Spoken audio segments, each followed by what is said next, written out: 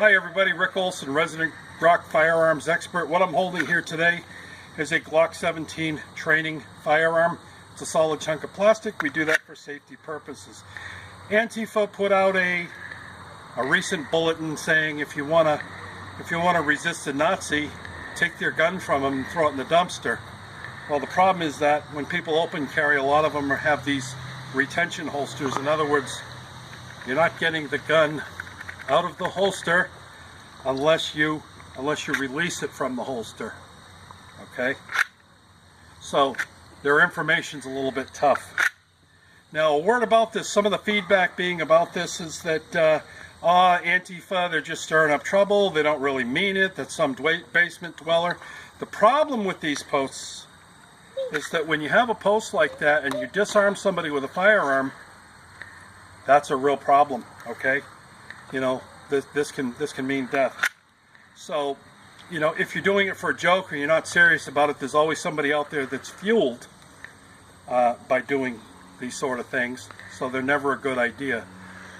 But folks that open carry, folks that carry firearms, use at least a level 2 retention holster so that nobody from Antifa can come up behind you and steal your firearm.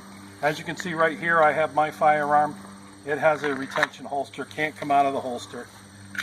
So that's what's really important. So that's today's Granite Glock firearms tip. Thanks, and keep your stick on the ice. Teacher, I have a question. Yes, sir. What happens if they're trying to do this to a policeman? What's going to happen to them, probably? They're probably going to end up going to the hospital and seeing a maxillofacial surgeon. Well, that's the bottom line. Do police hold their hands in a certain position so that if somebody tries that to them, something's going to happen to them? Sure, yeah, you know. Usually when you see a police officer standing somewhere, their hands are somewhere up here.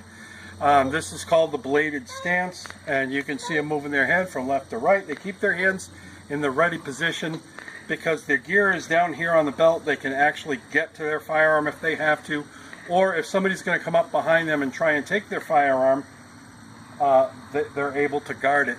Okay. Chances are those are level 3 retention holsters or duty holsters.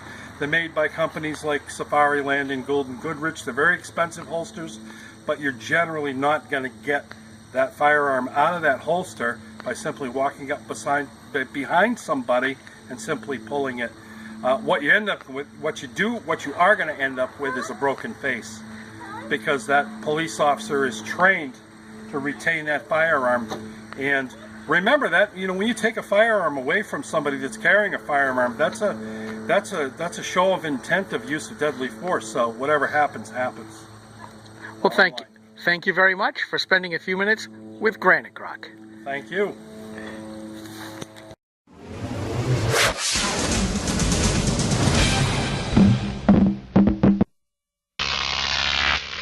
Glock TV.